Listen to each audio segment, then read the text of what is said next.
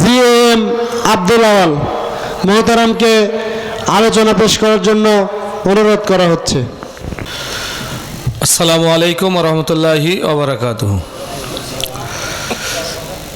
ইন্নাল হামদালিল্লাহ নাহমাদুহু ওয়া নাস্তাঈনুহু ওয়া নাস্তাগফিরুহু ওয়া নু'মিনু বিহি ওয়া নাতাওয়াক্কালু আলাইহি ওয়া নাউযু বিল্লাহি মিন শুরুরি আনফুসিনা মিন সাইয়্যাতি আমালিনা মান ইয়াহদিল্লাহু ফালা মুদিল্লা লাহু ওয়া মান ইউদ্লিলহু ফালা হাদিয়া লাহু ونشهد أن لا إله إلا الله وحده لا شريك له ونشهد أن محمدا عبده ورسوله أرسله بالحق بشيرا ونذيرا وداعيا إلى الله بإذنه وسراجا وقمرا منيرا أما بعد فإن خير الحديث كتاب الله وخير الهدي هدي محمد صلى الله عليه وسلم وشر الأمور محدثاتها وكل محدثة بدعة وكل بدعة ضلالة وكل ضلالة في النار أما بعد فقد قال الله تعالى في كلامه المجيد وفي الفرقانه التوحيد أعوذ بالله من الشيطان الرجيم بسم الله الرحمن الرحيم قد أفلح المؤمنون الذين هم في صلاتهم خاشعون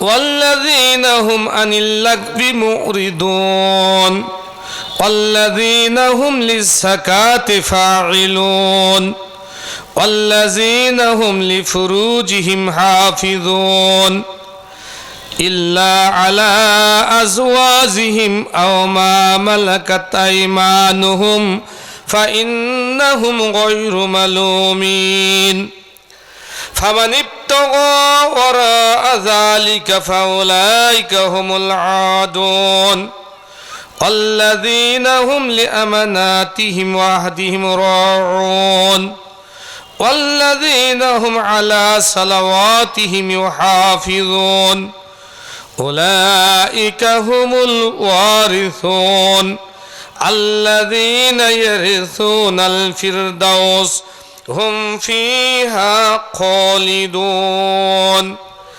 عن أبي هريرة رضي الله تعالى عنه قال رسول الله صلى الله عليه وسلم إذا كان أمركم خياركم أغنياكم سماكم أموركم شورى بينكم فجهر الأرض خير لكم من بطنها وإذا كان أمركم شراركم أغناكم بخلاكم وأموركم إلى نسائكم فبطن الأرض خير لكم من جهرها رواه البيهقي. وعن أنس بن مالك رضي الله تعالى عنه قال رسول الله صلى الله عليه وسلم لا يؤمن أحدكم حتى يكون أحب إليه من ولده وولده والناس أجمعين رواه الترمذي. وعن أبي هريرة رضي الله تعالى عنه قال رسول الله صلى الله عليه وسلم صنفان من أهل النار لم أراهما قوم معهم سياط كأذناب البقر يضربون بها الناس ونساء كاسية عارية مائلة مميلة رؤوسهن كأسنمة البخت المائلات لا يدخلون الجنة ولا يجدون ريحها رواه مسلم والترمذي وأحمد. اللهم صل على محمد وعلى آل محمد كما صليت على إبراهيم وعلى آل إبراهيم إنك حميد مجيد. اللهم بارك على محمد وعلى آل محمد كما باركت على إبراهيم وعلى آل إبراهيم إنك حميد مجيد. يا أيها المسلمون الحاضرون رحمكم الله. বাগমারার ঐতিহ্যবাহী গ্রাম জি বানইল মাদ্রাসা ময়দানে আজকে 2 দিন ব্যাপী তাফসিরুল কোরআন মাহফিলের সম্মানিত প্রথম দিনের সভাপতি, বিশিষ্ট ইসলামী চিন্তাবিদ, শিক্ষাবিদ, বন্ধুবর আলহাজ মাওলানা আব্দুল খালেক, পরিচালক তাওসিফ হজ গ্রুপ রাজশাহী, আল্লাহ রাব্বুল আলামিন তাকে হায়াতে তাইবা সিয়াতে কুল্লা দান করেন, বলেন আমিন। আজকের প্রধান অতিথি এইমাত্র উপস্থিত হয়েছেন জনাব মোহাম্মদ রেজাউল করিম টুটুল, সদস্য সচিব রাজশাহী জেলা যুবদল ও সাবেক সভাপতি রাজশাহী জেলা ছাত্রদল। আল্লাহ পাক রব্বুল আলামিন তাকে হায়াতে তাইবা সিয়াতে কুল্লা দান করেন, বলেন আমিন। জাতির জন্য কবুল করেন, বলেন আমিন। কি কথা বলবেন এখনই? দিয়ে দেন। ধন্যবাদ। আজকের মাহফিলের প্রধান অতিথি অত্র এলাকাবাসীর পক্ষ টুটুল ভাইয়ের আগমন, শুভেচ্ছা স্বাগতম। টুটুল ভাইয়ের আগমন বাংলাবাসীর পক্ষ থেকে, বানাইলবাসীর পক্ষ থেকে, দানেশ কাকার পক্ষ থেকে, শাহর ভাইয়ের পক্ষ থেকে, তাজ মামার পক্ষ থেকে। আপনারা লক্ষ্য করেছেন ইতিমধ্যেই আজকের মাহফিলের প্রধান অতিথি জননেতা জনাব রেজাউল করিম টুটুল ভাই আমাদের মাঝে উপস্থিত হয়েছেন। বানাইলবাসী সহ অত্র এলাকাবাসীর পক্ষ থেকে ভাইকে অভিনন্দন এবং মোবারকবাদ। পাশাপাশি আমার 14 হাজার মামা করখণ্ড দাখিল মাদ্রাসার সুপারিনটেন্ডেন্ট, কেন্দ্রীয় বাংলাদেশ উলামা বিভাগের নেতা জনাব তাজউদ্দিন খান সহ টুটুল ভাইয়ের সফর সঙ্গী সবাইকে মঞ্চে আসন গ্রহণ করার জন্য অনুরোধ করা হচ্ছে। পাশাপাশি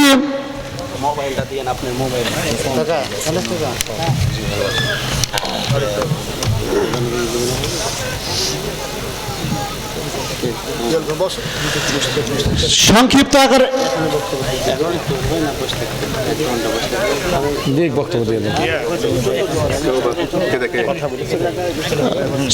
আকারে পরিচয় করে দিচ্ছেন অত্র মাহফিলের সেক্রেটারি জনাব ডিএম দানেশ আলী। মেহমানদেরকে পরিচয়, পাশাপাশি প্রধান অতিথির বক্তব্যের পরেই আমরা মূল আলোচনায় যাব।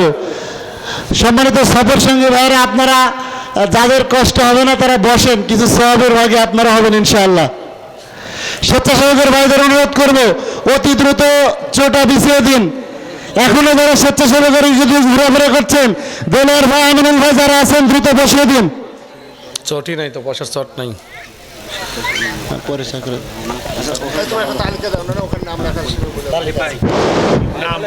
সম্মানিত সুধীমণ্ডলী, এই পর্যায়ে আমি আজকের তাফসীর মাহফিলের সম্মানিত যারা বিশেষ অতিথি আছেন এবং প্রধান অতিথি তাদেরকে একটু পরিচয় করে দিচ্ছি। সম্মানিত সুধীমণ্ডলী, আমাদের মঞ্চে উপস্থিত আছেন বাংলাদেশ জাতীয়তাবাদী ছাত্র দলের সভাপতি জনাব উজ্জ্বল ভাই, দুঃখিত, বাংলাদেশ জাতীয়তাবাদী ছাত্রদল সভাপতি জনাব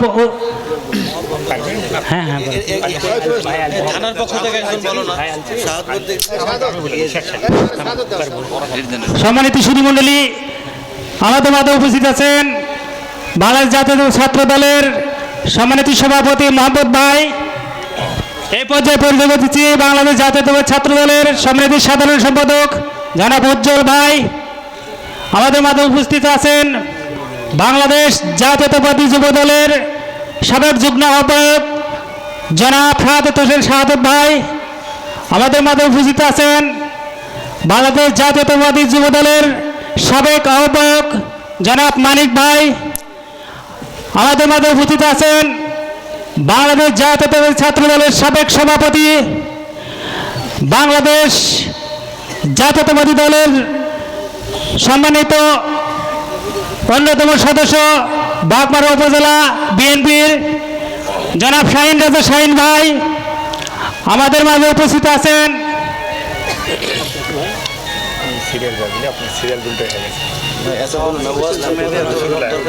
একজনে বলতে পারলে বলো না আমাকে দাও। রশিদ ভাই আছে, নতুন ভাই আছে, আরিফ ভাই আছে। খারাপ দেখা আমি ওই কি বক্তব্য দিলাম। আমি হ্যাঁ, আমি সব শেষ করে দেবো। সম্মানিত সুধী মণ্ডলী, এই পর্যায়ে আপনাদের সামনে মূল্যবান বক্তব্য রাখবেন আজকের এই তাফসীর মাহফিলের সম্মানিত প্রধান অতিথি, বাংলাদেশ জাতীয়তাবাদী দল, বাংলাদেশ জাতীয়তাবাদী ছাত্র দলের সাবেক সভাপতি রাজশাহী জেলা জনাব রেজাউল করিম টুটুল ভাই, যিনি বর্তমানে রাজশাহী জেলা যুব দলের সদস্য সচিবের দায়িত্ব পালন করছেন। আপনারা জানেন, শুধু তাই নয়, বাংলাদেশ জাতীয়তাবাদী দলের ভারপ্রাপ্ত চেয়ারম্যান জনাব তারেক রহমানের অত্যন্ত আস্থাভাজন এবং স্নেহপ্রদ, যেনাকে রাজশাহী বিভাগীয় সকল নেতৃবৃন্দর চেয়ে আমার জানামত থেকে তারেক রহমান সাহেব তাকে বেশি ভালোবাসেন। সেই প্রাণপ্রিয় নেতা আজকের তাফসীর মাহফিলের সম্মানিত প্রধান অতিথি জনাব রেজাউল করিম টুটুল ভাইকে তার মূল্যবান বক্তব্য রাখার জন্য সবিনয় অনুরোধ করছি। বিসমিল্লাহির রহমানির রহিম। বানওয়েল আজকের এই তাফসীর মাহফিলের প্রথম দিনের সংগ্রামী সভাপতি, সম্মানিত সভাপতি এবং উপস্থিত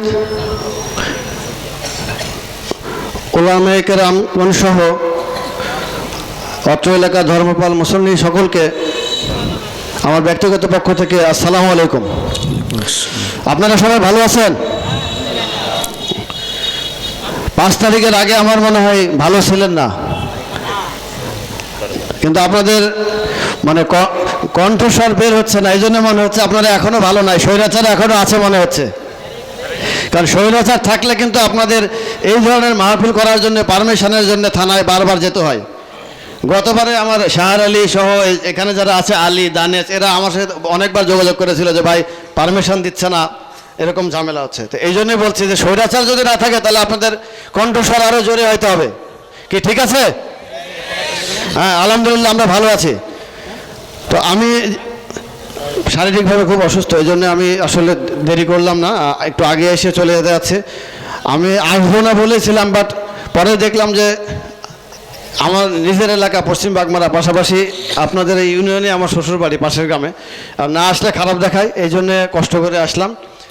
তো আজকের এই মাহফিল যারা আয়োজক তাদের সকলকে আমি আমার ব্যক্তিগত পক্ষ থেকে ধন্যবাদ ও কৃতজ্ঞতা জানাই আমাকে সুযোগ দেওয়ার জন্য প্রধান অতিথি হিসাবে আপনাদের সামনে কথা বলার। আমি যেহেতু ধর্মীয় বিষয় নিয়ে পড়াশোনা করি নাই, এই জন্যে আজকে ওয়াজ মাহফিলে বক্তৃতা শুনবো আমরা, আপনারা শুনবেন, মাওলানারা আছেন। আগামীকাল মুফতি আমির হামজা সাহেব আসবেন, অনেক বড় প্রোগ্রাম হবে। তো সবাইকে আমার ব্যক্তিগত পক্ষ থেকে আমন্ত্রণ জানাচ্ছি। শুধু আমি আপনাদের কাছে আমার নেত্রী, আমার মা, সাবেক প্রধানমন্ত্রী দেশনেত্রী বেগম খালেদা জিয়ার জন্য দোয়া কামনা করছি।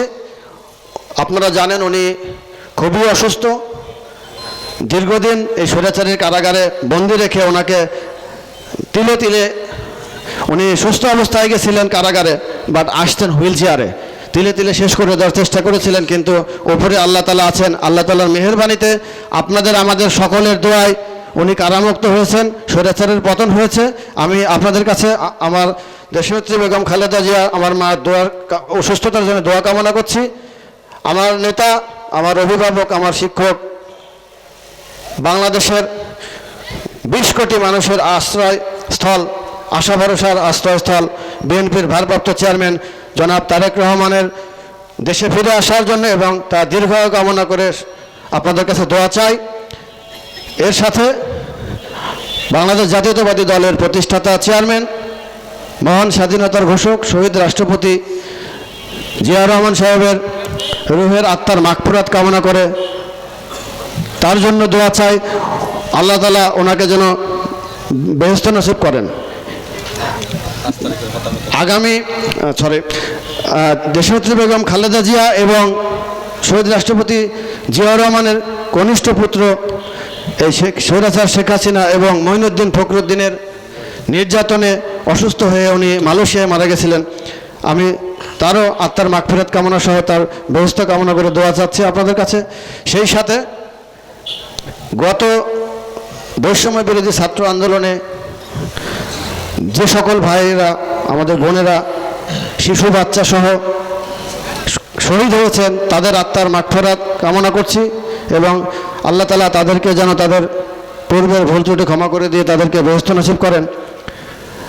এবং আমি আপনাদের সামনে আমার নিজের জন্য দোয়া চাচ্ছি, আগামীতে যেন আপনাদের সাথে কাঁধে কাঁধ মিলিয়ে চলতে পারি, আপনাদের বিপদ আপদে যেন পাশে দাঁড়াতে পারি।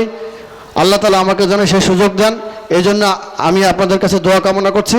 আপনারা দোয়া করবেন যেন আগামীতে এই বাগমারার সকল মানুষের সাথে যেন বিপদ আপদে পাশে থেকে চলতে পারি। ধন্যবাদ সবাইকে। আসসালামু আলাইকুম।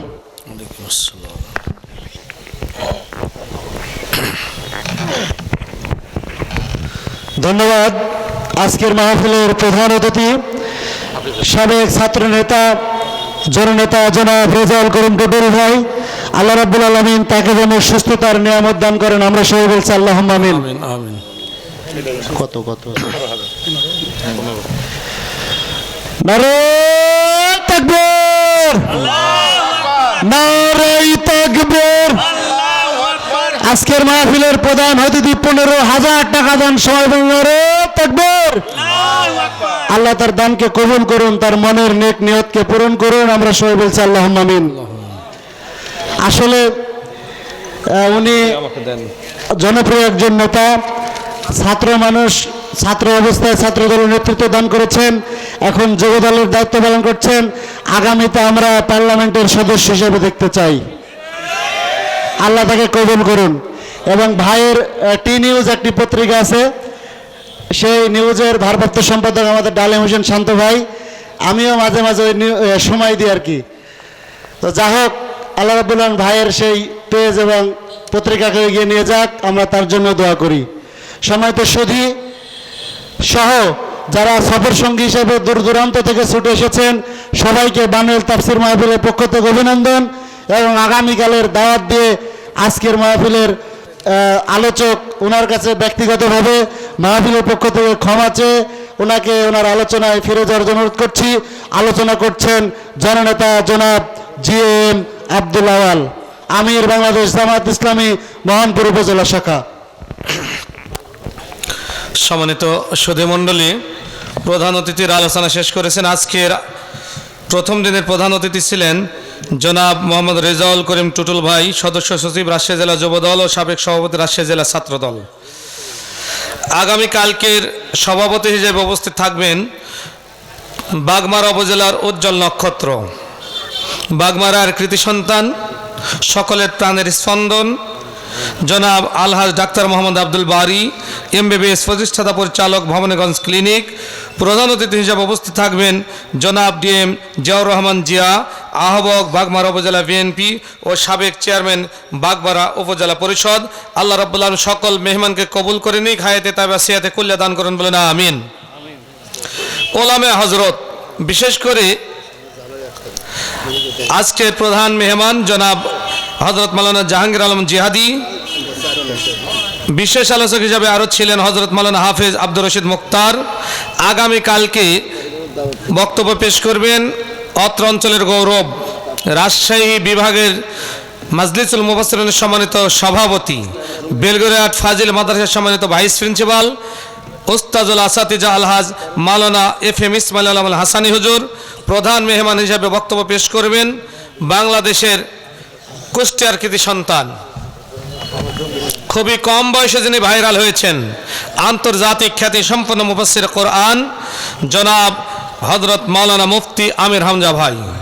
আল্লাহ পাক রব্বুল সকল ওলামে হযরতকে কবুল করে নিক। অতিথি হিসেবে আরও যারা রয়েছেন সকলকে কবুল করুক। আমার মঞ্চে উপবিষ্ট ওলামে হযরত, সামনে উপবিষ্ট বাপজান ভাইজান, পর্দার অন্তরালের মা ও বোনেরা, প্রশংসা সবটুকু আল্লাহ পাক রব্বুল আলামিনের, যার অশেষ মেহেরবানিতে আজকে 2 দিন ব্যাপী তাফসীরুল কোরআন মাহফিলের প্রথম দিনে আমরা এসে কথা শুনতে পাচ্ছি যে আল্লাহ তৌফিক দিয়েছেন, তার প্রশংসা করে বলি আলহামদুলিল্লাহ। একটু জোরে বলুন না আলহামদুলিল্লাহ।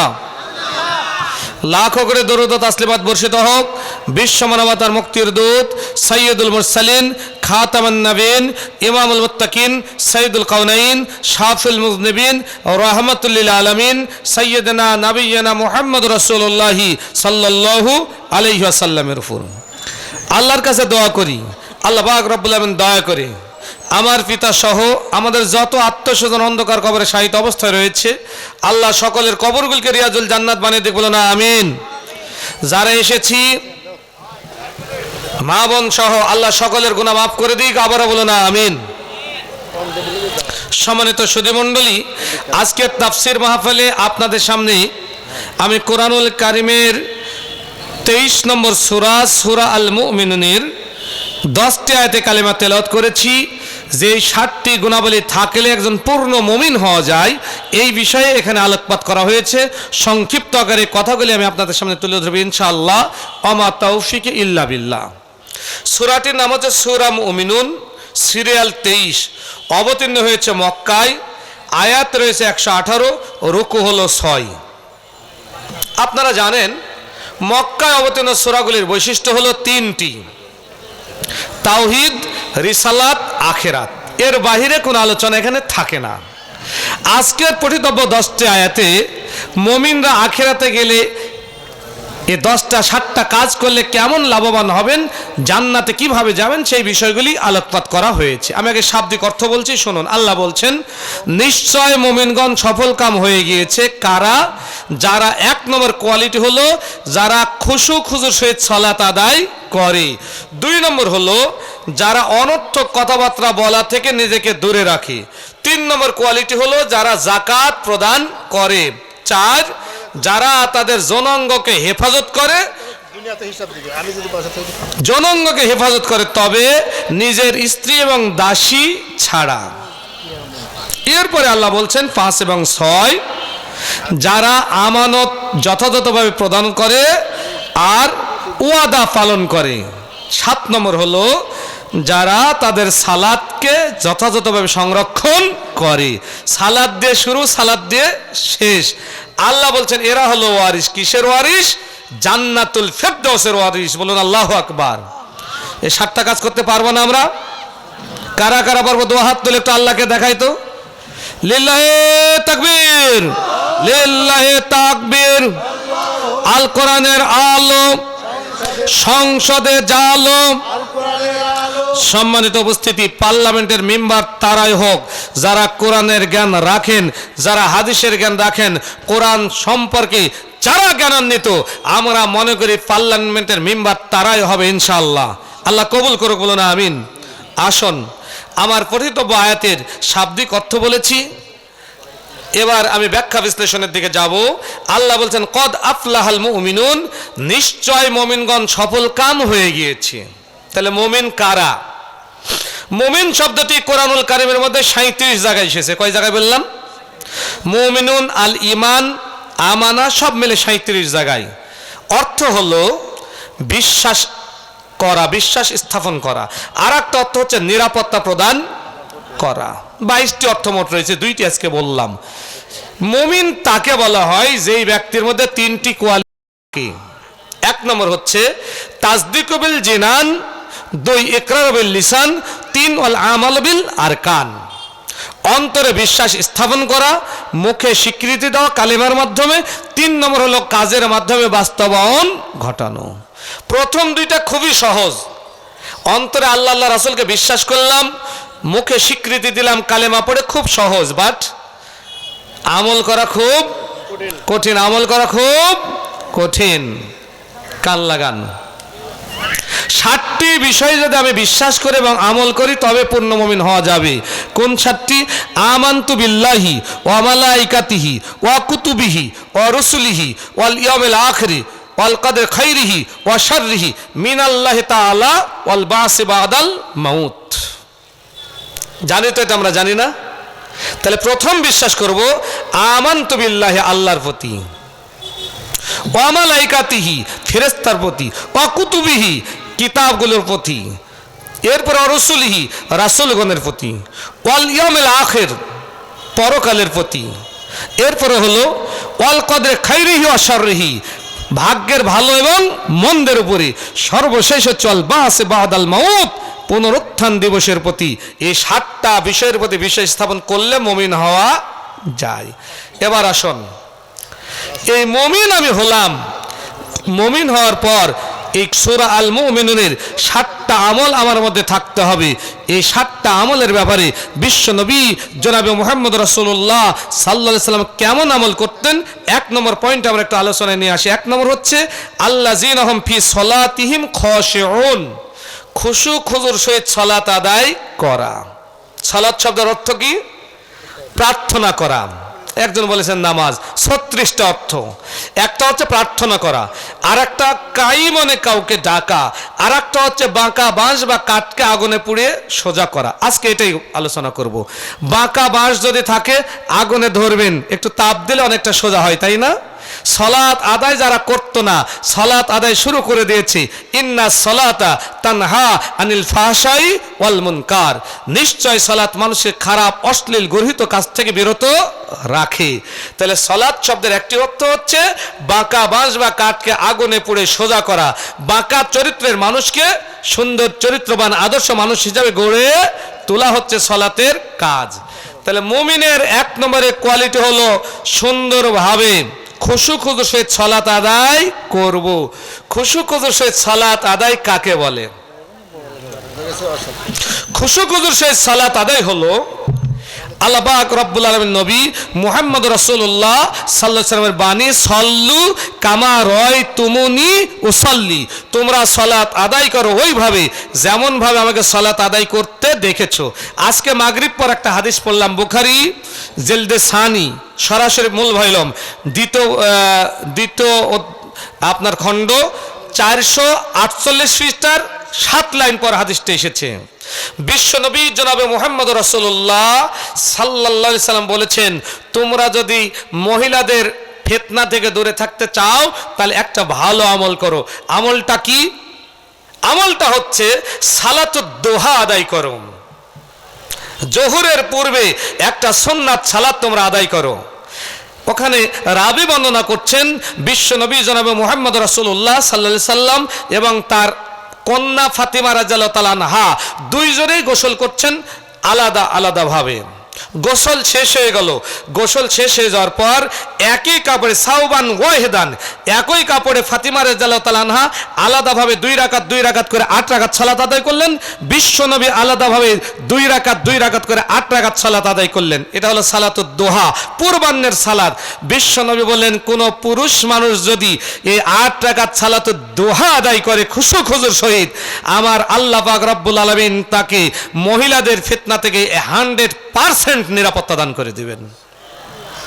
কোন নারী যদি আদায় করে, বিশ্বনবী বলেছেন ওই নারীকে পুরুষের ফিতনা থেকে আল্লাহ নিরাপত্তা দান করে দিবেন। পড়বো তো ইনশাআল্লাহ, আল্লাহ তৌফিক দিক, বলুন আমিন। এই সালাতগুলি আদায় করব কেমনে? একজন সাহাবীর উদাহরণ দিই। রাসূল বলেন, সল্লু কামা রাআইতুমুনি উসাল্লি, তোমরা সালাত আদায় করো ওইভাবে যেমন ভাবে আমাকে সালাত আদায় করতে দেখেছো। তখনও সালাত ফরজ হয়নি, কিন্তু সালাত আদায় করতেন। প্রত্যেকটা নবীর যুগে সালাত আদায় হতো। হযরত আবু বকর সিদ্দিক রাদিয়াল্লাহু তাআলা আনহু, মাক্কি জীবনের ঘটনা, তার কন্যা আয়েশা সিদ্দিকা রাদিয়াল্লাহু তাআলা আনহা বয়স 4 বছর পুরেনি, এখনো কম আছে, 3.5 বছরের মতো। ওনাকে নিয়ে একদিন একটা রুমের মধ্যে গেলেন, বেড়া দিয়ে খেজুরের ডাল দিয়ে ঘেরা ঘর, ঘরের মধ্যে 4 রাকাত সালাত শুরু করে দিলেন। আবু জেহেল সংবাদ পেয়েছে যে বিশ্বনবীর কর্মী নামাজে দাঁড়িয়েছে, এখন হত্যা করা যাবে। বিশ্বনবীর এই সাহাবী আবু বকর ঘরে ঢুকলেন, আর আবু জেহেল তার বাহিনী নিয়ে ঘরের চতুর্দিকে ঘিরে ফেললেন। আবু বকর রাদিয়াল্লাহু তাআলা আনহু সালাতে দাঁড়িয়ে গিয়েছেন, প্রথম রাকাত সালাত শুরু করেছেন। এমন মুহূর্তে আবু জেহেল একটা তীর হাতে নিলেন, 360টা মূর্তির নামে কসম করলেন, শপথ করলেন। উজ্জা, লাত, মানাত, উজ্জা, হোবাল, এইরকম করে 360টা মূর্তির নামে শপথ করলেন। শরীরের সমস্ত শক্তি উজাড় করে তীরটা এত জোরে নিক্ষেপ করলেন, শাঁসা শব্দ হলো। হযরত আবু বকর রাদিয়াল্লাহু তাআলা আনহু আল্লাহ রাব্বুল আলামিনকে সন্তুষ্ট করার জন্য সালাতে দাঁড়িয়েছেন প্রথম রাকাত। তীরটা গিয়ে আবু বকর রাদিয়াল্লাহু তাআলা আনহুর ডান স্তনের নিচে নরম জায়গা দিয়ে প্রবেশ করে ওই পার দিয়ে বের হয়ে গেল। ঝরঝর ঝরঝর করে রক্ত ঝরে। আবু বকর কোনো দিকে ভ্রুক্ষেপ করলেন না, কোনো দিকে তাকালেন না। ছোট্ট বালিকা আয়েশা সিদ্দিকা রাদিয়াল্লাহু তাআলা আনহা পিছনে বসা, পিছনে ধাক্কা দেয় আর বলে, আব্বু আপনি নামাজ ছেড়ে দিন, কেন আপনি নামাজে দাঁড়ায় আছেন? দেখতে পাচ্ছেন না আবু জেহেল নিজ হাতে একটা তীর নিক্ষেপ করেছে, আপনার ডান স্তনের নিচে নরম জায়গা দিয়ে প্রবেশ করে পিছন দিয়ে বের হয়ে গেছে, কলিজা ছিদ্র হয়ে গেছে, বুকটা ঝাঁঝরা হয়ে গেছে, শরীর থেকে রক্ত ঝরে পড়েছে, আপনি নামাজ ছেড়ে দিন। আবু বকর কোনো কথা বললেন না, রুকুতে চলে গেলেন। রুকু থেকে সামি আল্লাহু লিমান হামিদা বলে, আবার আল্লাহু আকবার বলে সিজদায় চলে গেলেন। দুইটা সিজদা দেওয়ার পর আল্লাহু আকবার বলে দ্বিতীয় রাকাত নামাজে দাঁড়ায় গেলেন। আবু জেহেল আশ্চর্য, এ কোন দলের কর্মী, এমন কোন মজা পাচ্ছে নামাজের মধ্যে? এত জোরে তীরটা নিক্ষেপ করলাম, ডান স্তনের নিচে ঢোকে বক্ষটা ভেদ করে ওই পাদ্যে বের হয়ে গেল, কলিজা ছিদ্র হয়ে গেল, এরপরও কেন সে নামাজ ছেড়ে দেয় না? বাহিনীর লোকেরা বলে, প্রেসিডেন্ট আমাদের বাদশা, আমাদের প্রেসিডেন্ট, আল্লাহ নবীর দলের কর্মী একাই আবু বকর নামাজে দাঁড়ায়া, আমরা এতগুলো সদস্য মন্ত্রী পরিষদের আপনার সাথে এসেছি, আপনি নিজে তীর নিক্ষেপ করেছেন, আবু বকর এখনো মারা যায়নি, নামাজও ছেড়ে দেয়নি, এই মুহূর্তে আপনি যদি হেরে যান মুসলমানদের সংখ্যা আরো বেড়ে যাবে। আর একটা তীর হাতে নিলেন আবু জেহেল, সবার পরামর্শক্রমে 360টা মোট তীর আবার শপথ করলেন। এত জোরে তীরটা নিক্ষেপ করলেন, শাঁ শাঁ শব্দ হলো। আবু বকর দ্বিতীয় রাকাত সালাতে দাঁড়ায় আছেন, বাম স্তনের নিচে তীরটা প্রবেশ করে পিছনের দরজা দিয়ে বের হয়ে গেল, ফিনকি দিয়ে ঝরঝর ঝরঝর করে রক্ত ঝরে পড়ে যায়। আবু বকর কোনো দিকে ভ্রুক্ষেপ করেন না। ছোট্ট বালিকা আয়েশা সিদ্দিকা রাদিয়াল্লাহু তাআলা আনহা দুই চোখ দিয়ে ঝরঝর করে পানি গড়িয়ে যায়, পিছনে ধাক্কা দিয়ে দিয়ে আব্বুকে ডাকার বলে, আব্বু আবু বকর আপনি নামাজ ছেড়ে দিন, কেন আপনি নামাজে দাঁড়িয়ে আছেন? আপনি কি দেখতে পাচ্ছেন না ডান দিকে একটা, বাম দিকে একটা, আপনার বুকে দুই পাশে দুইটা তীর নিক্ষেপ করেছে আবু জেহেল, আপনার রক্তগুলো সব ঝরে পড়ে গেছে, শরীরটা ফ্যাকাশে হয়ে গেছে, আপনার কলিজা দুই জায়গায় ছিদ্র হয়ে গেছে, বুক ঝাঁঝরা হয়ে গেছে, কেন আপনি নামাজে দাঁড়িয়ে আছেন? নামাজ ছেড়ে দিন। আবু বকর কোনো কথা বললেন না, কোনো দিকে তাকালেন না, আল্লাহু আকবার বলে রুকুতে চলে গেলেন। রুকুর দোয়াগুলি আস্তে আস্তে করে পড়ে সামি আল্লাহু লিমান হামিদা বলে দাঁড়ালেন। এরপর রব্বানা ওয়ালাকাল হামদ হামদান কাসীরান তাইয়্যিবান মুবারাকান ফীহি পড়লেন। আল্লাহু আকবার বলে সিজদায় চলে গেলেন। দুইটা সিজদাতে তাশাহুদ বৈঠকে বসে সব দোয়াগুলি পড়ে আল্লাহু আকবার বলে তৃতীয় রাকাতে দাঁড়ায়া গেলেন। চতুর্দিকে আবু জেহেলের বাহিনীর আশ্চর্য, মুহাম্মাদের দলের কর্মী মাত্র একজন। কয়জন? মাত্র একজন কর্মী একাই নির্ভয়ে নামাজে দাঁড়িয়েছে। এত আমাদের প্রেসিডেন্ট আবু জেহেল নিক্ষেপ করলো, বক্ষ বের করে পিছনের দরজাতে বের হয়ে গেল, পিঠ দিয়ে বের হয়ে গেল। এখন আর সালাত ছেড়ে দেয় না, নামাজ ছেড়ে দেয় না। আল্লাহ নবীর দলের কর্মীর নামাজের মধ্যে এমন কি মজা পায়? চতুর্দিকে একই কথা। শেষ পর্যন্ত পরামর্শ দেওয়া হলো, আবু জেহেল ছেড়ে দেওয়া যাবে না, আর একটা তীর আপনি হাতে নিন।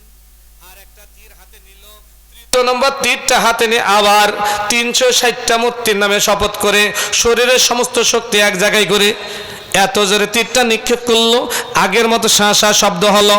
হযরত আবু বকর তৃতীয় রাকাত নামাজে দাঁড়িয়ে আছেন। এইবার তীরটি এসে প্রথম যে তীরটি ডান স্তনের নিচে ঢুকেছিল তার একটু নিচ দিয়ে ঢুকে ওই পার দিয়ে বের হয়ে গেল, আবার ঝরঝর ঝরঝর করে রক্ত বের হয়। হযরত আয়েশা সিদ্দিকা রাদিয়াল্লাহু তাআলা আনহা ছোট্ট বালিকা সহ্য করতে পারলেন না, কাটা কবুতরের ন্যায় গড়াগড়ি করে না, ডেকে ডেকে বলেন, আব্বু আপনি নামাজ ছেড়ে দিন, কেন আপনি সালাতে দাঁড়িয়ে আছেন? আপনি কি বুঝতে পারছেন না একটা দুইটা নয়, তিনটা তীর আপনার বক্ষ ভেদ করেছে, বুকটা ঝাঁঝরা করে ফেলেছে, 3 জায়গায় কলিজা ছিদ্র হয়ে গেছে, কেন আপনি সালাতে দাঁড়ায় আছেন?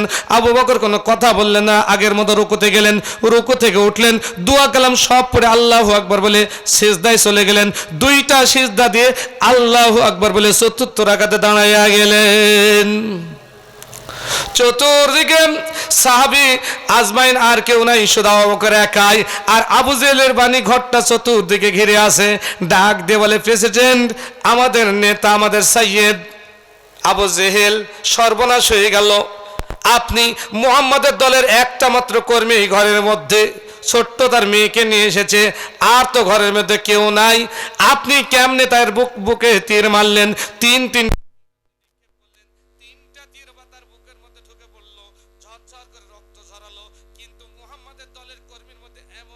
ইমানের স্পিরিট রয়েছে, এখন পর্যন্ত নামাজ ছেড়ে দিল না, সালাত এখনো দাঁড়ায় গেছে, এমন কোন ইমান আল্লাহ তার অন্তরের মধ্যে দিয়ে দিয়েছে? চতুর্দিক থেকে আবু জেহেলের বাহিনী এবার একত্রিত হলো।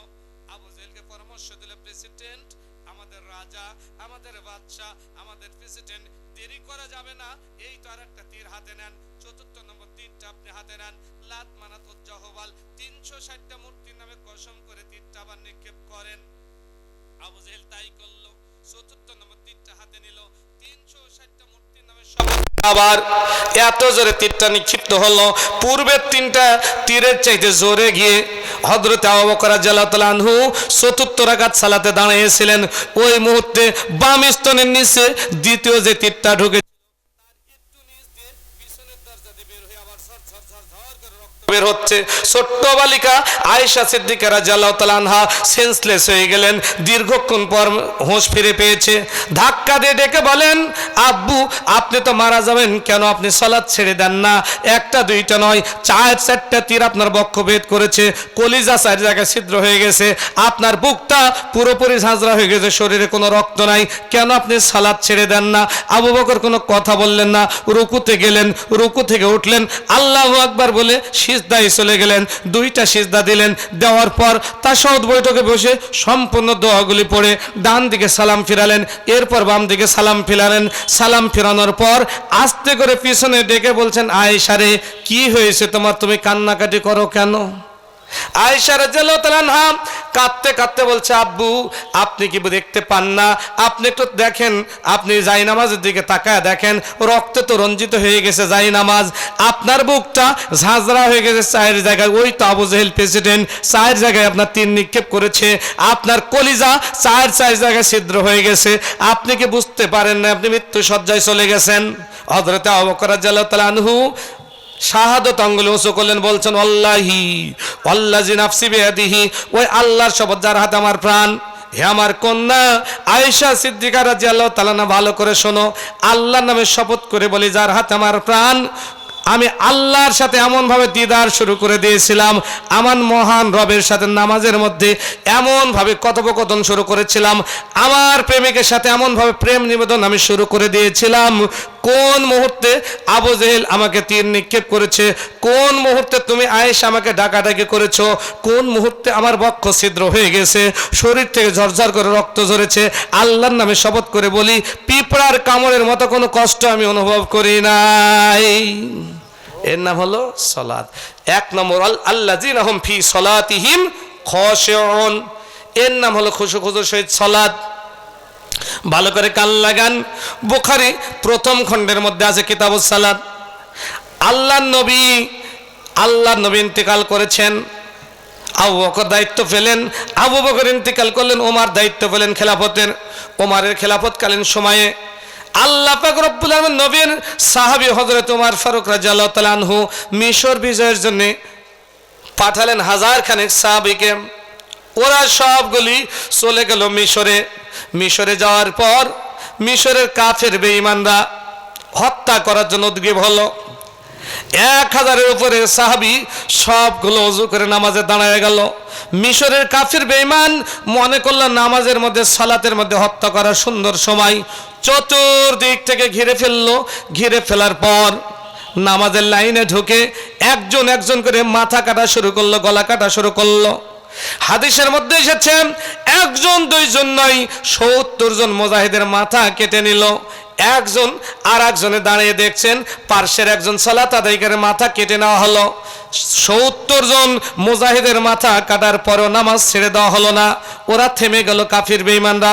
ওরা মনে করলো 70 জন মুজাহিদের মাথা কাটার পর যারা নামাজ ছাড়ে না, এদের সাথে পারা যাবে না। 4 রাকাত আসরের সালাত যখন সম্পন্ন হয়ে গেল, মুসলিম মুজাহিদের কমান্ডার আব্দুল্লাহ বিন জুবাইরের কাছে চলে যাওয়া হলো। জিজ্ঞেস করা হলো, মুসলিম সেনাপতি, আমাদের জানতে ইচ্ছে করে এমন কোন ঈমান তোমাদের মধ্যে রয়েছে, এমন কোন ঈমানের স্পিরিট রয়েছে, নামাজের মধ্যে আমরা লাইনে ঢুকে পড়লাম, 1 2 জন নয়, 70 জন মুজাহিদের মাথা কেটে ফেললাম, এরপরও তোমরা নামাজ ছেড়ে দিলে না, সালাতরত অবস্থায় থেকে গেলে কেন? আব্দুল্লাহ বিন জুবাইর রাদিয়াল্লাহু তাআলা আনহু বলছেন, ও কাফির বেঈমান নেতারা শোনো, আমরা যখন সালাতে দাঁড়াই, আমরা যখন নামাজে দাঁড়াই, আমরা মনে করি সরাসরি আল্লাহ রাব্বুল আলামিন আমাদের সামনে আছেন। আর যদি আমরা আল্লাহকে দেখতে না পাই, বিশ্ব নবীর হাদিস, আমরা মনে করি আল্লাহ আমাদেরকে দেখছেন। এমন ভাবে আল্লাহর সাথে প্রেম নিবেদন শুরু করে দিই, কোন মুহূর্তে আপনারা এসে আমাদের মাথা, আমার মুজাহিদদের মাথা কেটে নেন, কোন মুহূর্তে হত্যা করার জন্য পরিকল্পনা করেন। আল্লাহর নামে শপথ করে বলি, আমরা প্রত্যেকেই আল্লাহর দিনের জন্য জীবন দেওয়ার জন্য প্রস্তুত। নামাজের মধ্যে মাথা কেটে নিলেও আমরা নামাজ ছেড়ে দেই না। এর নাম হলো খুশি খুশি শহীদ সালাত।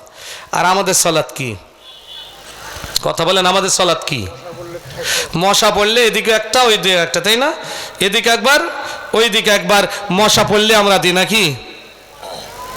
বাংলাদেশের সালাত আদায়কারীকে আমি 6 ভাগে ভাগ করেছি, অনেক জায়গায় বলেছি, হয়তো আজকের সময় সংক্ষেপ একটু তাও বলে নিই। প্রথম হচ্ছে 5 ওয়াক্ত সালাত আদায়কারী, প্রথম 5 ওয়াক্ত সালাত আদায়কারী। 2 নম্বর হলো সাপ্তাহিক সালাত আদায়কারী, 3 মাসিক সালাত আদায়কারী, 4 বার্ষিক সালাত আদায়কারী, 5 পঞ্চবার্ষিকী সালাত আদায়কারী, 6 শেষ বার্ষিকী সালাত আদায়কারী। প্রথমটা থাইক 5 ওয়াক্ত সালাত আদায়কারীর কথা পরে বলছি। দ্বিতীয় নম্বর হলো সাপ্তাহিক, শনি রবি সোম মঙ্গল বুধ বৃহস্পতি নাই। নেতা একদম জুমার দিনে এসে সুন্দর করে পাজামা পাঞ্জাবি লাগাইয়া টুপি একটা সুন্দর করে দিয়ে গা ঝাড়তে ঝাড়তে মসজিদে যাচ্ছে, সবার পরে বের হয় সবার আগে, দাঁড়াই যায় কোথায়? সামনের লাইনে। এরকম আছে না নাই? কথা বলে না কেন, আছে না নাই? ওদের যখন বলা হয় যে নেতা এই 6 দিন নামাজ পড়েন না, আজকে আসার দরকার কি? বলছে কেন? জুমার দিনে পড়লে তো 1 সপ্তাহের গুনাহ মাপ, জুমার দিনে পড়লেই 1 সপ্তাহের গুনাহ মাপ। তবে বানল বাজার এলাকায় এরকম লোক মনে হয় নাই। আছে সাপ্তাহিক সালাত আদায়কারী? আছে? কথা বলে না কেন, আছে? যদি থাকে মনে করতে হবে এরা সালাত আদায়কারী নয়, এরা হলো প্রতারক, এরা হচ্ছে প্রতারক। 3 নম্বর হচ্ছে মাসিক সালাত আদায়কারী, তো কয়েক মাস পরে আসতেছে। প্রথম 11 মাস পর্যন্ত নাই, রমজান মাসে চাঁদ ওঠার সঙ্গে সঙ্গেই ওরে আল্লাহ, মাগরিবের সময় দেখবেন বাজার থেকে সব টুপি টাপি লাগায়া, মসজিদে জায়গায় হয় না, ঢুকে বলবে এই তারাবি কে পড়াবে আজকে? ওই হুজুরের কেরাত ভালো না, নতুন একটা হুজুর নিতে হবে। আছে না এরকম লোক? কথা বলে না, নাই? আরে বেটা, ও তো 11 মাস পর্যন্ত সালাতে আদায় করেনি, ওর তো ইমাম বাবার কথা বলার কোনো অধিকার নাই, কোনো অধিকার নাই। বাস ঠিক আছে, চালালো, শুরু করলো, এই মোটামুটি 1 থেকে 15 দিন চললো, 15 পর থেকে আবার কম, আবার কম, লোক যা ছিল আস্তে আস্তে কমে যায়। এরকম ব্যাপার ব্যবসায়ী দিকে আছে না নাই? এরা রমজান মুন্সি, কি এরা? রমজান মুন্সি, শুধু রমজানেই এরা থাকে, বছরে 1 মাস। বলছে হুজুর 1 মাস আদায় করলে তো সারা বছরের গুনাহ মাফ। 4র্থ নম্বর হচ্ছে বার্ষিক সালাত আদায়কারী, বছরে 1 বার, বছরে 1 বার। বলছে না হুজুর 2 দিন হয় আমার। কেমনে? তো ঈদুল ফিতর আর ঈদুল আজহা। ঠিক, বাস একটা উদাহরণ দিই না আমি প্রায় জায়গাতে? এইরকম যে এক চেয়ারম্যান সাহেব খুব সকাল সকাল গোসল করছেন, ওর নাতি দেখে বলছে দাদু কোথায় এত সকালে কেন? তো এই আজকে ঈদের নামাজ আদায় করতে, সালাত আদায় করতে অমুক ঈদগাহে যাব। তা আমাদের বাড়ির পাশে রেখে ওখানে যাবেন কেন? তো ওখানে যেতে হবে, সামনে নির্বাচন, তো ওখানে গিয়ে 2-4টা কথা বলতে হবে লোকদের দেশে। তো আমাদের এখানে পড়বেন না? তো ওখানে পড়ার পরে আমাদের এখানে তো 8:30টায় শুরু হবে, আর ওখানে 7টায়। ওখানে কিছু কথা বলে এসে এখানে আবার শরীক হব জামাতে, সমস্যা নাই। নাতি ছোট তো বলছে দাদু ব্যাপার 2 জায়গায় পড়বেন? বলে হ্যাঁ। তো এবারে তো সারা মাস গেল, রোদ তো অনেক বেশি ছিল, আপনার কি রমজান মাসে সিয়াম হয়েছে, রোজা হয়েছে? চেয়ারম্যান সাহেব বলছে এই পাগল, তুই জানিস না আমার পেটে গ্যাস বেশি, একটা থাকতে পারি না। আছে না নাই এরকম বাটপার? কথা বলেন না কেন, আছে না নাই? সারা বছর কোনো খবর নাই, ঈদের দিনে সামনে বসতে যারা ছাড়ে না, এরা হলো বার্ষিক সালাত আদায়কারী। 5 নম্বর হচ্ছে পঞ্চবার্ষিকী সালাত আদায়কারী। এটা বুঝতে পারছেন আপনারা? এবার বুঝেননি? পঞ্চবার্ষিকী সালাত আদায়কারী 5 বছর দেখা নাই, তীর্থের কাকের মতো 5 বছর পর নির্বাচনের আগে পাজামা পাঞ্জাবি পরে মোটর সাইকেলে ভঁ ভঁ করে কোনো বাজারে নামাজ পড়তে ছাড়ে না। বলবেন হুজুর কেমন? এক সালাত আদায় করছে 3 জায়গায়, একই সালাত, একই জহুরের, একটাই, সোয়া একটাই, দেড়টাই। বাস্তব, একটাই, সোয়া একটা, দেড়টাই, মেয়র সাহেবের ঘটনা। তো বলছে একটাই, যেখানে একটাই জামাত, তাড়াতাড়ি করে গিয়ে একটাই সালাতে দাঁড়িয়েই একটাই বক্তব্য। সামনে গিয়ে আমি 5 বছর ছিলাম, কিছু কাজ করেছি, অনেকগুলি অসমাপ্তি রয়ে গেছে, এবার আপনারা আমাকে ভোট দেন, সামনে বার সবগুলো করে দেওয়া হবে বলে লাইন ফাঁকা করে বের হয়ে চলে গেল। মোটর সাইকেলে উঠে আর এক জায়গায় গেছে, সোয়া একটাই জামাত, ওখানে তাড়াতাড়ি করে সামনের লাইনে গিয়ে দাঁড়ায় গেল। দাঁড়ানোর পর 4 রাকাত পরেই সালাম ফেরানোর পরে নেতা উঠেই একই বক্তব্য, 5 বছর যা করেছি কিছু বাকি আছে, এবারে দেন সব করে দেব, সমাপ্ত হবে বলেই বের হয়ে বলছে তাড়াতাড়ি মোটরসাইকেল টানো। কোথায়? ওই হানাফি মসজিদে 1:30টাই নামাজ, জোহরের। বাস মোটরসাইকেল টান দিয়ে চলে গেল ড্রাইভার, ওখানে যে তাড়াতাড়ি করে 1 রাকাত ছুটেই গেছে। যাই হোক, এবার জামাত ধরলো, ধরার পরে সালাম ফেরানোর পরে সামনে গিয়ে দীর্ঘ বক্তব্য দিল, যেতে 3 জায়গায় হয়ে গেছে, সময় শেষ। দীর্ঘ বক্তব্য দিয়ে বের হচ্ছে, মোটরসাইকেলের ড্রাইভার মেয়র সাহেবকে যে নিয়ে গেছে, ও বলছে মেয়র সাহেব একটা কথা বলবো। তো বল। তো বলছে আপনি একই সালাত 3 জায়গায় আদায় করলেন কেন? তো বলছে 5 বছর পর ভোটের সময়টা জায়েজ আছে।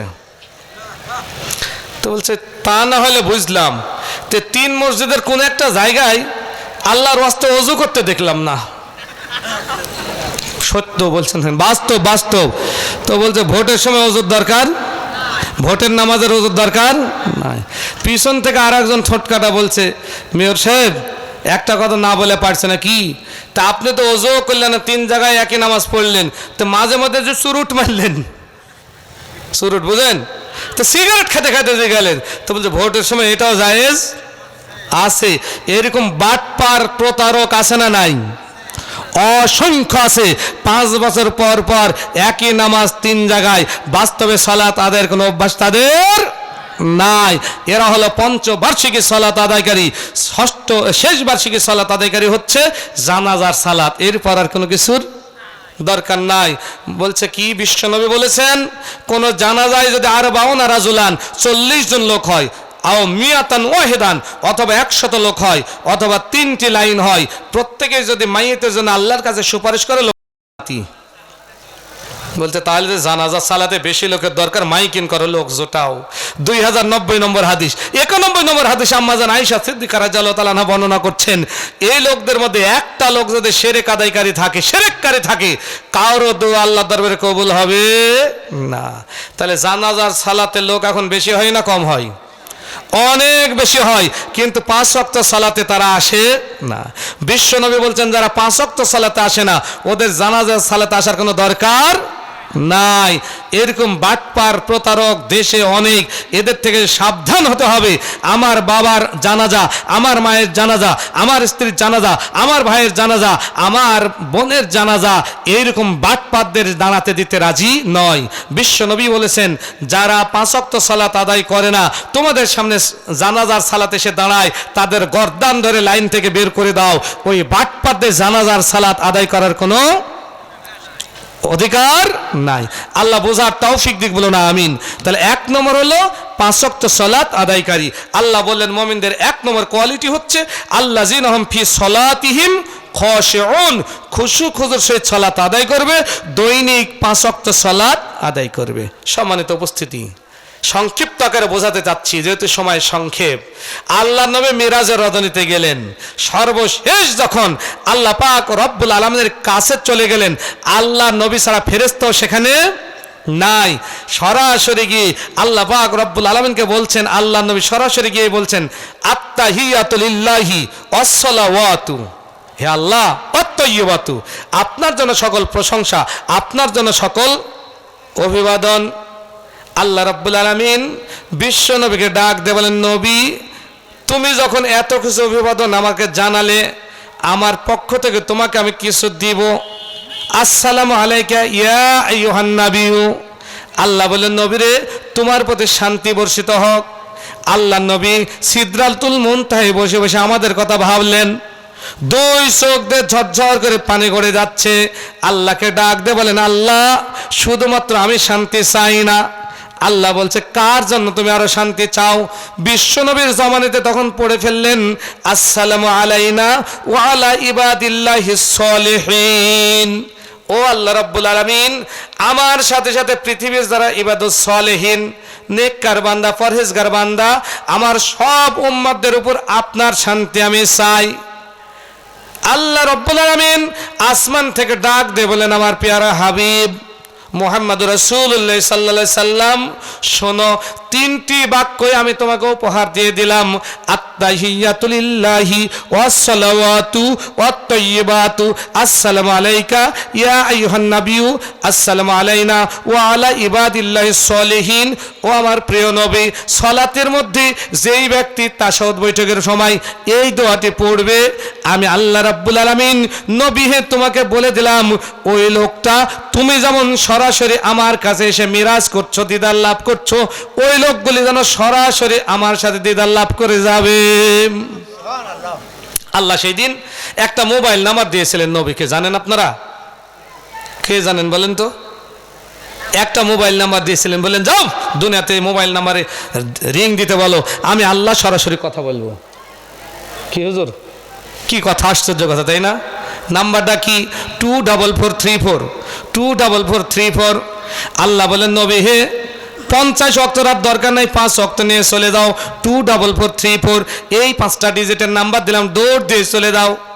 আল্লাহ পাক রব্বুল আলামিন নবী সাহাবীদের ডেকে বলেন, ও সাহাবীরা, আল্লাহ পাক রব্বুল আলামিন 24434 মোবাইল নাম্বার দিয়েছে, তোমরা রিং দাও, দিলে আল্লাহ কথা বলবে। এ আবার কেমন কথা? আপনি রাত্রে ঘুমিয়ে আসেন, ঠিক ফজরের সময় মুয়াজ্জিন আযান দিল, হাইয়া আলাস সালাহ হাইয়া আলাল ফালাহ, আস-সালাতু খায়রুম মিনান নাওম। সুন্দর করে উঠলেন, ওযু করলেন, মসজিদে গেলেন, 2 রাকাত ফরজ সালাত আদায় করলেন, আল্লাহর মোবাইলে 2 আপনি টিপলেন। জোহর পর্যন্ত আর কোনো কাজ নাই, দুনিয়ার সব কাজ করলেন, কোনো ইবাদত করতে পারেন নাই। জোহরের আজান হলো, মসজিদে প্রবেশ করলেন, 4 রাকাত ফরজ সালাত আল্লাহর সন্তুষ্টির জন্য আদায় করলেন।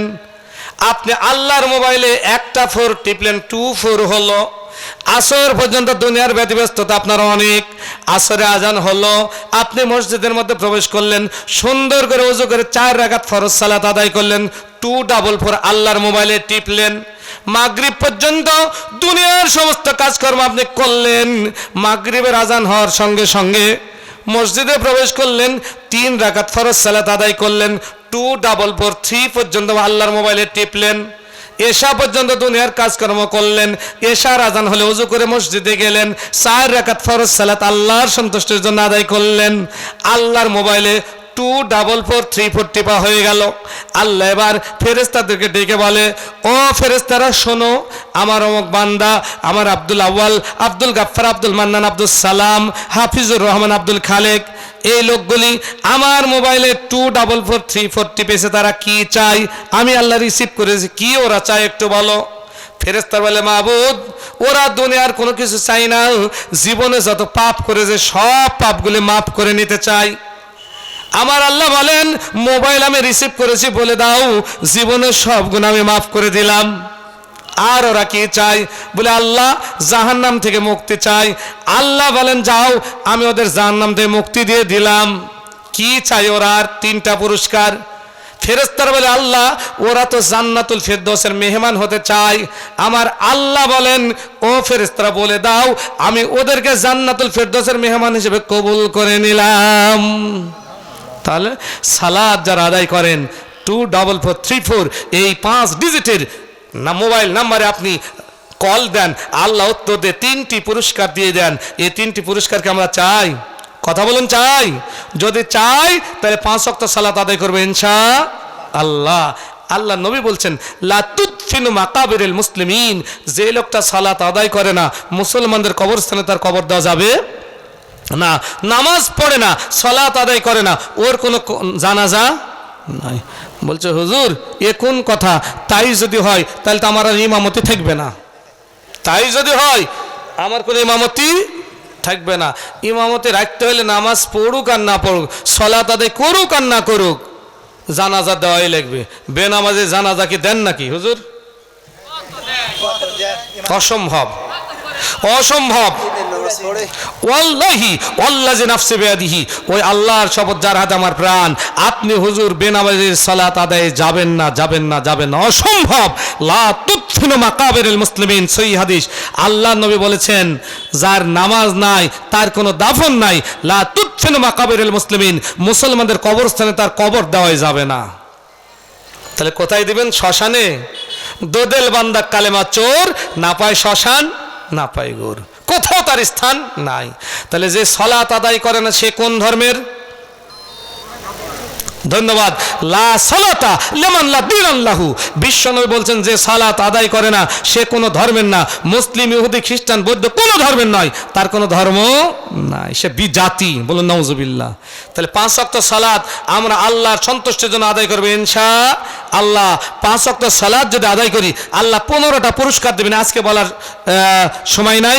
দুনিয়াতে 5টা, কবরে 5টা, কিয়ামতের ময়দানে 5টা। আল্লাহ 15টা পুরস্কার নেওয়ার যোগ্যতা আমাদের দিয়ে দিক, বলে না আমিন। 2 নম্বরে চলে গেলাম।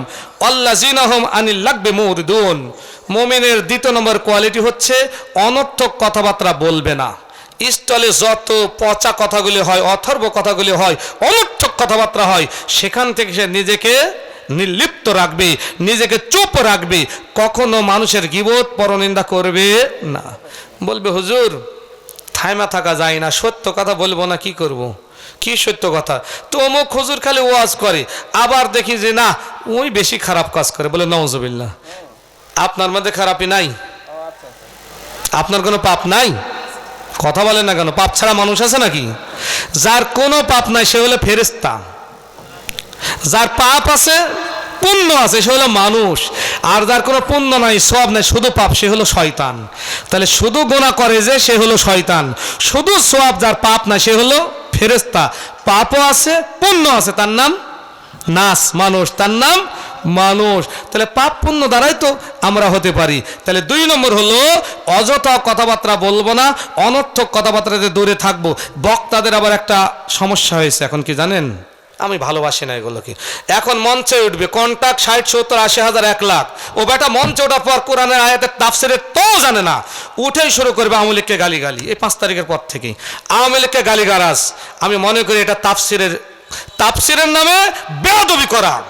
তাফসিরের হক আপনাকে আদায় করতে হবে। তাফসিরের আগে তেলাওয়াত করবেন, তেলাওয়াতের পরে এই সূরা সম্পর্কে কিছু বলতে হবে, এরপর শাব্দিক অর্থ করবেন, এরপর ব্যাখ্যা বিশ্লেষণ যতদিন নিয়ে যেতে পারেন যাবেন।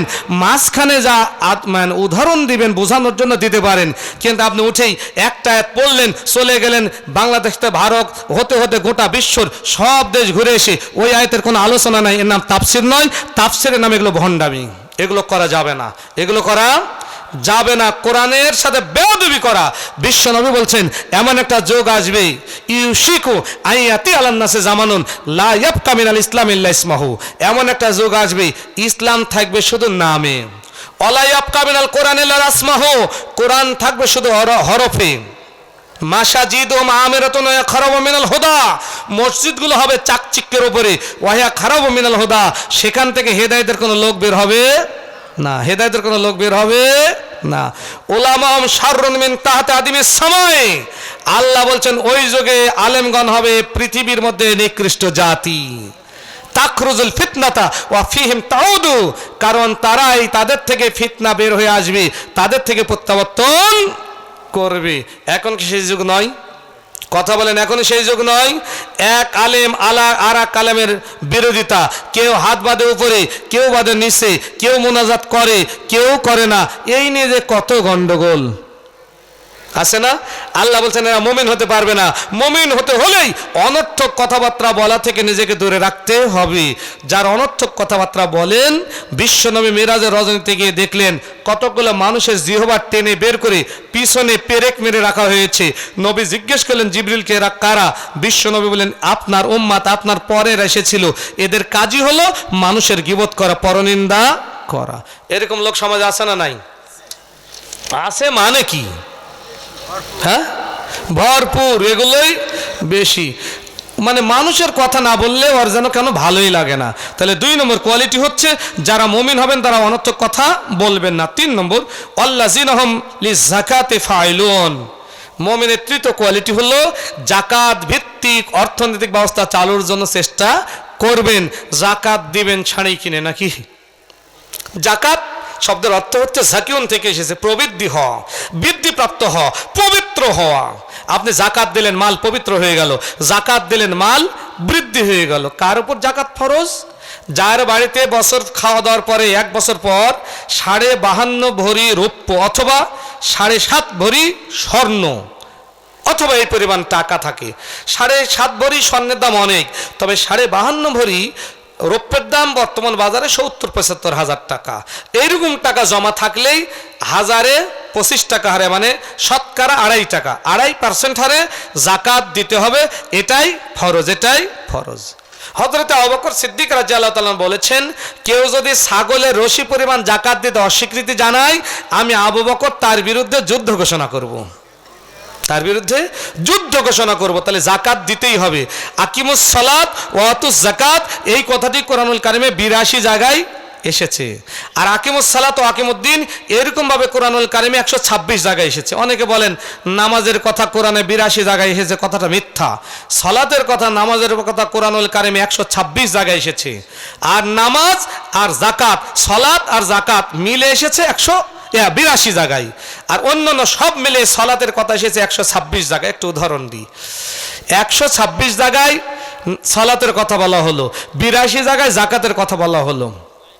কেউ যদি জাকাত না দেয়, আমরা কি তার কোনো জরিমানা করি? কেউ যদি সালাত আদায় না করে, তার কোনো জরিমানা করি?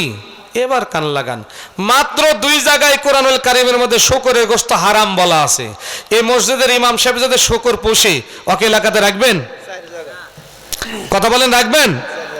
ওদেরকে কি রাখবেন? কথা বলছেন না কেন?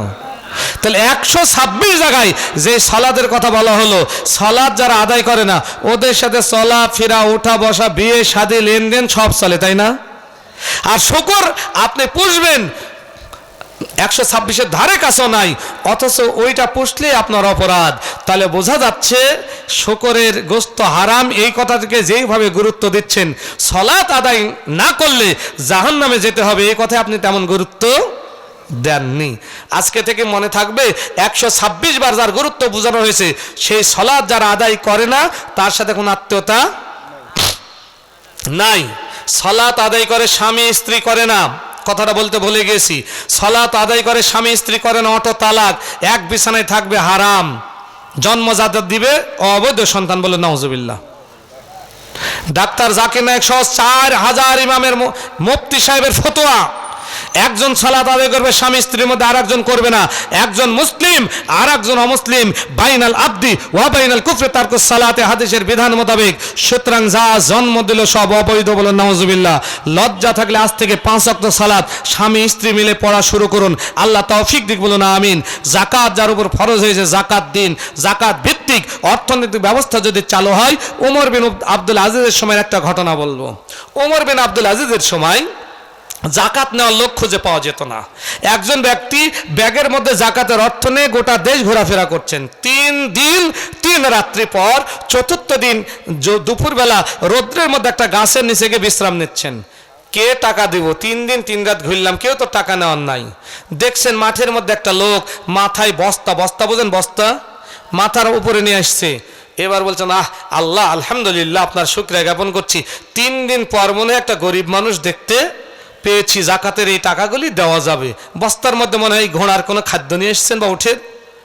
আস্তে আস্তে করতে করতে লোকটা কাছে আসলো, গাছের নিচে এসে বস্তাটা রাখার সঙ্গে সঙ্গে ব্যাগওয়ালা ব্যক্তি জড়িয়ে ধরলো, সালাম দিল, তার সাথে মোয়ানাকা করে বলছে, ভাই আল্লাহর শুকরিয়া জ্ঞাপন করছি, আলহামদুলিল্লাহ। 1 দিন 2 দিন নয়, 3 দিন 3 রাত্রি টিপেতে হলো 4র্থ দিন। এমন কোন ব্যক্তি দেশের মধ্যে পেলাম না জাকাতের টাকা দেওয়ার জন্য। আমার ব্যাগের মধ্যে সম্পূর্ণ জাকাতের দিনার এবং দিরহাম। এই তো গোটা ব্যাগটা আপনি নিয়ে নেন, আপনি গরিব মানুষ, আপনাকে পেয়ে আমি খুব খুশি হয়েছি, আর দেরি করতে পারবো না, টাকাগুলি আপনি নিয়ে চলে যান। ওই লোকটি মুস্কি হেসে বলছে, আল্লাহি ওয়াল্লাযি নাফসি বিয়াদিহি, ওই আল্লাহর শপথ যার হাতে আমার প্রাণ। ভাইরে, কি বলছেন আপনি আমাকে? আপনার ব্যাগের মধ্যে জাকাতের টাকা, আর আমার বস্তা খুলে দেখুন, বস্তার মধ্যে জাকাতের দিনার আর দিরহাম নিয়ে পরিপূর্ণ। 3 দিন 3 রাত আপনি ঘোরাফেরা করেছেন, আর আল্লাহর নামে শপথ করে বলি, 1 দিন 2 দিন নয়, 7 দিন 7 রাত অতিবাহিত হলো। গোটা দেশের মধ্যে এই পর্যন্ত জাকাতের টাকা নেওয়ার মতো লোক আমি খুঁজে পাই নাই। জাকাত ভিত্তিক অর্থনৈতিক ব্যবস্থা চালু যদি হয়, বাংলাদেশে এরকম পরিবেশ হবে। গত বছর পরিসংখ্যান, গত বছর হিসাব করে দেখা গেছে ব্যাংকে যে টাকা আছে অলস টাকা, এই টাকাগুলি জাকাত বের করলে 86,000 কোটি টাকা বছরে জাকাত বের হবে। তার মানে 6 বছর যদি সরকার কর্তৃক ব্যাংকের টাকাগুলো জাকাত বের করা হয়, 6 বছর পর এই দেশে যত হাজার কোটি টাকার বাজেট হয়, এই পরিমাণ টাকা হবে 6 থেকে 7 বছরে। তার মানে 6 থেকে 7 বছরের মধ্যে বাংলাদেশের দারিদ্র বিমোচন করা সম্ভব। তাহলে জাকাত ভিত্তিক অর্থনৈতিক ব্যবস্থা চালু হলেই দেশের জন্য কল্যাণ, কোনো ক্ষতি নাই। এই কল্যাণকে আমরা চাই। কারা কারা চাই? দুহাত তুলে আল্লাহকে একটু দেখান তো। লিল্লাহে তাকবীর, লিল্লাহে তাকবীর। আল কোরআনের আলো সংসদে জালো, লিল্লাহে তাকবীর। হাত নামান। তাহলে জাকাত ভিত্তিক অর্থনৈতিক ব্যবস্থা চালু যদি আমরা চাই, 5 ওয়াক্ত সালাত প্রত্যেকটা মানুষ মুসলিম আদায় করুক, এই পরিস্থিতি, এই পরিবেশ যদি আমরা চাই, তাহলে অবশ্যই ওইরকম লোকদেরকে এই সংসদে পাঠাতে হবে, না কি বলেন? কথা বলুন। ওইরকম লোকদেরকে সংসদে পাঠাতে হবে। আল্লাহ আমাদের তৌফিক দান করুক, বলুন আমিন। সম্মানিত উপস্থিতি, আমার একটা কথা মনে পড়লো। আমার 2টা পেজ, একটা পেজে প্রায় 50,000-এর মতো ফলোয়ার, আর একটাতে 30,000-এর মতো। বিসমিল্লাহ টিভি রাজশাহী একটি, আর একটি হচ্ছে জিএম আব্দুল্লাহ রাজশাহী। 2টি পেজই হ্যাক হয়ে গেছে। আপনারা অনেকে এলাকার ফোন করেন, অনেক সময় সেখানে অশ্লীল ছবি দেওয়া হচ্ছে, অশ্লীল ছবি সেখানে দেওয়া হচ্ছে। আপনারা দেখবেন ওই ছবিগুলো আমার ছাড়া নয়, 2টি পেজ হ্যাক হয়ে গেছে। ওরা যারা হ্যাক করেছে তারা বিভিন্ন সময় অশ্লীল ছবিগুলো দিচ্ছে। আপনারা এটা দেখার পর মন খারাপ করবেন না, এটা আমার আয়ত্তের বাহিরে। আমার যে পেজটি, যে আইডিতে এখন যে আইডি আমার চলছে, এটা হচ্ছে আব্দুল আওয়াল মোহনপুর নামে, এটি আমার নিজস্ব আইডি। আর বিসমিল্লাহ টিভি রাজশাহী এবং জিএম আব্দুল্লাহ রাজশাহী, এই 2টা আপনার পেজে আমার হ্যাক হয়ে গেছে। আপনারা এটা কোনো মন খারাপ করবেন না। সম্মানিত উপস্থিতি, আমাদের সম্মানিত মেহমান আলহাজ FM ইসমাইল আলম আল হাসানি হুজুর এসে উপস্থিত হয়ে গেছেন। 9টা 40 পর্যন্ত আমার সময় আর 10 মিনিট আছে। আমি 10 মিনিটের মধ্যে আমার আলোচনা শেষ করে দেব ইনশাআল্লাহ। ওমা তৌফিকে ইল্লা বিল্লাহ। তাহলে 3য় নম্বর হলো জাকাত ভিত্তিক অর্থনৈতিক ব্যবস্থা চালু করতে হবে। 4র্থ নম্বর, আল্লাযিনা হুম লিফুরুজিহিম হাফিজুন। গুপ্তাঙ্গকে, যৌনাঙ্গকে হেফাজত করতে হবে। পর্দায় 100% পুরুষ এবং মহিলা সবাইকে থাকতে হবে। জেনা ব্যভিচার পৃথিবী নয়, আমাদের দেশ থেকে আগে তুলে দিতে হবে। গোটা দেশটাকে জেনা ব্যভিচার মুক্ত যদি করা যায়, দেশে আল্লাহ রহমত বরকত অবতীর্ণ হবে ইনশাআল্লাহ। এটার থেকে যদি আমরা দূরে রাখতে চাই, তাহলে সূরা নূরের 26, 27, 28, 31, 32 আয়াতগুলির বিধান কায়েম করতে হবে। আল্লাহ বলছেন, সূরা আহজাবের 33 নম্বর আয়াতে আল্লাহ বলছেন, ওয়াকারনা ফি বুয়ুতিকুন্না ওয়ালা তাবাররাজনা তাবাররাজাল জাহিলিয়াতিল উলা। এরপর সূরা নূরের 31-32 নম্বর আয়াতে আল্লাহ বলছেন, কুল্লিল মুমিনিনা ইয়াগুদ্দু মিন আবসারিহিম। হে রাসূল, আপনি মুমিন পুরুষদেরকে বলে দেন তারা যেন তাদের চক্ষুকে হেফাজত করে।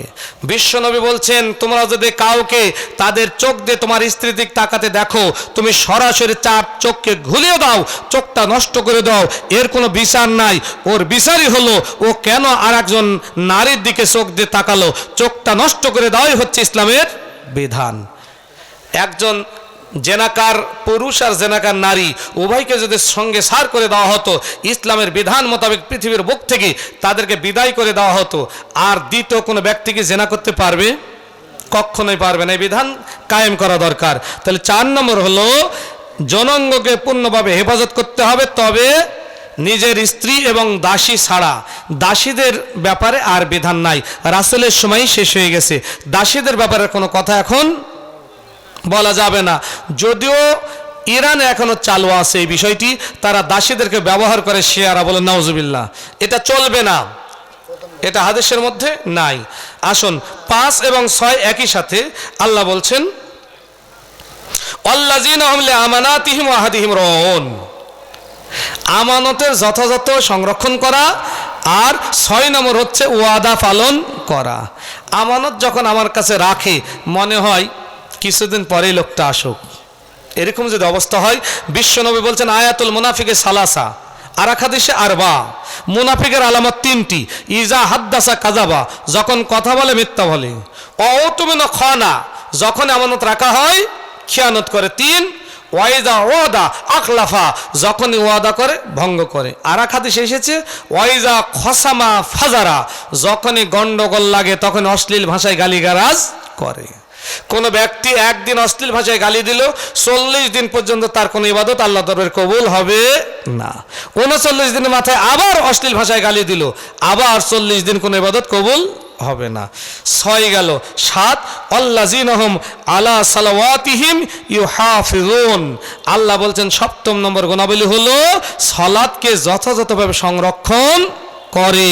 তার মানে এক ওয়াক্ত পড়ে আর এক ওয়াক্ত পড়ে তা নয়, 5 ওয়াক্ত সালাতকে জামাতের সাথে সুন্দরভাবে খুশু খুদুর সহিত সে আদায় করে।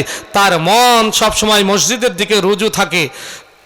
আবু হুরায়রা থেকে বর্ণিত বিশ্বনবী জনাবে মুহাম্মদ রাসূলুল্লাহ সাল্লাল্লাহু আলাইহি ওয়াসাল্লামের ওই হাদিসটি, তিনি বলেছেন 7 শ্রেণীর লোককে কিয়ামতের ময়দানে আরশের ছায়ার নিচে জায়গা দেওয়া হবে।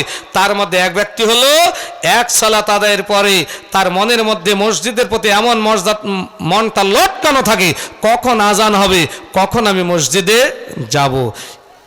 তাহলে 7 নম্বর হচ্ছে আল্লাহ পাক রব্বুল আলামিনের সন্তুষ্টির জন্য সালাতকে যথাযথভাবে সংরক্ষণ করা। উলাইকা হুমুল ওয়ারিসুন, আল্লাহ বলছেন এই 7টা কাজ যারা করে এরা হলো ওয়ারিস। কিসের ওয়ারিস?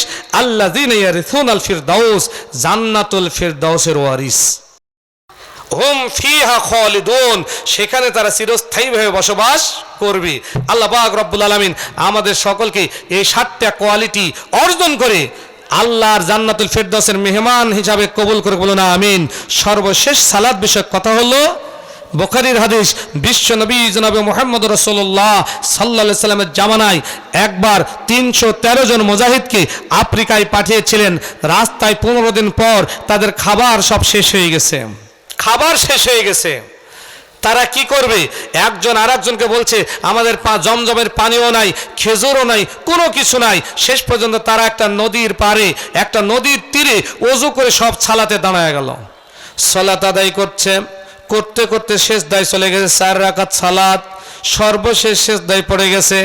কেমন যেন একটা শব্দ হলো, কে যেন ডাক দিয়ে বলে, ও মুজাহিদের দলেরা, ইরফারা সাক, তোমরা তোমাদের মাথা ওঠাও।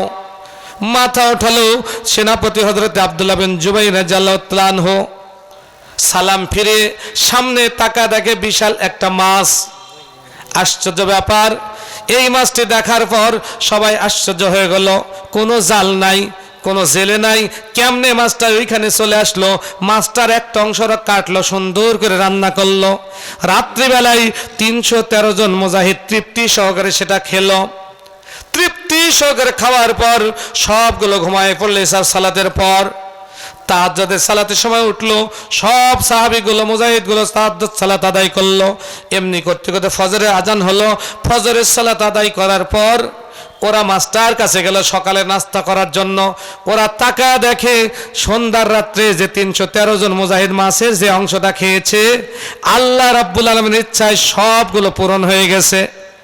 এমনি করতে করতে একদিন 2 দিন নয়, সামানে তাশারে ইয়ামান ওয়া লাইলান, 18 দিন পর্যন্ত 313 জন মুজাহিদ ওখানে থাকলো। 18 দিন পর্যন্ত একটা মাছ আর কাটে আর খায়। 18 দিন পর তাকা দেখে মাছটা প্রথম দিন যত বড় ছিল এখন অত বড় হয়ে গেছে। এর নাম হলো সালাত আদায়ের ফজিলত। 15টা ফজিলত বলেছি, দুনিয়াতে 5, কবরে 5 আর কিয়ামতের ময়দানে 5। 15টা ফজিলত আপনারা সালাতকে যদি সংরক্ষণ করেন পাবেন। আল্লাহ রাব্বুল আলামিন আমাদের সকলকে এই সালাতকে সংরক্ষণ করে মোট এই 7টা কোয়ালিটি সূরা আল মুমিনুনের প্রথম 10 আয়াতের আলোকে যা বলা হয়েছে, আমরা যেন প্রকৃত মুমিন হতে পারি। আল্লাহ রাব্বুল আলামিন আমাদের সকলকে প্রকৃত মুমিন হিসেবে কবুল করে নিক, বলুন আমিন। সম্মানিত সুধীমণ্ডলী, আমি আমার কথা না বাড়িয়ে আজকের আলোচনা শেষ করে শিক্ষণীয় বিষয় বলেই আমার আলোচনা শেষ করব। 1 নম্বর শিক্ষণীয় বিষয় হচ্ছে যতদিন জীবিত থাকব খুশু খুজুর সহিত সালাত আদায় করব, খুশু খুজুর সহিত সালাত আদায় করব। 2 নম্বর শিক্ষণীয় বিষয় হচ্ছে যার উপর যাকাত ফরজ হয়েছে, যাকাত দিতে আমরা কখনো কষ্ট অনুভব করব না, আমরা আন্তরিকতার সহিত জাকাত প্রদান করব ইসলামী শরীয়তের বিধান মোতাবেক। 3 নম্বর শিক্ষণীয় বিষয় হচ্ছে পর্দা লঙ্ঘন করব না, পর্দা লঙ্ঘন করব না। 4 নম্বরের শিক্ষণীয় বিষয় হচ্ছে আমানতের যথাযথ সংরক্ষণ করব। 5 নম্বর হলো ওয়াদা পালন করব, কখনো ওয়াদা ভঙ্গকারী হব না। 6 নম্বর শিক্ষণীয় বিষয় হচ্ছে এতদিন যা ভুল করেছি সব ভুলের জন্য আল্লাহ পাক রব্বুল আলামিনের কাছে গভীর রজনীতে উঠে 8 রাকাত সালাত আদায় করে 2 হাত তুলে আল্লাহর কাছে ক্ষমা চাইব। আল্লাহ অবশ্যই আমাদেরকে ক্ষমা করে দিবেন ইনশাআল্লাহ। আল্লাহ রব্বুল আলামিন আমাদের সকলের সমস্ত পাপগুলিকে ক্ষমা করে দিয়ে প্রকৃত মুমিন হিসেবে আমাদের কবুল করে নিয়ে বলেন আমিন। সকলে সুস্বাস্থ্য দীর্ঘ কামনা করে আমার আলোচনা আমি এখানে শেষ করছি।